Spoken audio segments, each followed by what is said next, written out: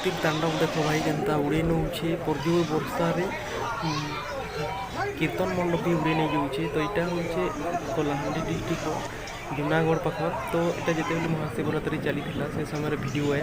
ତ ଏଇନ ଦେଖୁଥିବ କେନ୍ତା ହଉଛେ ଯେ, ତ ଏଇଟା ଦେଖୁଛ କେତେ ଜୋର ପାଣି ପବନ ଆସୁଛି ଯେନ୍ତା ଉଡ଼େଇ ନେଇଯାଉଛି। ଚାଲିଛି ଶିବରାତ୍ରି ଚାଲିଛି ବେଲେ ଏଇନ କୀର୍ତ୍ତନ ଚାଲୁଥିଲା। ହେଇଛି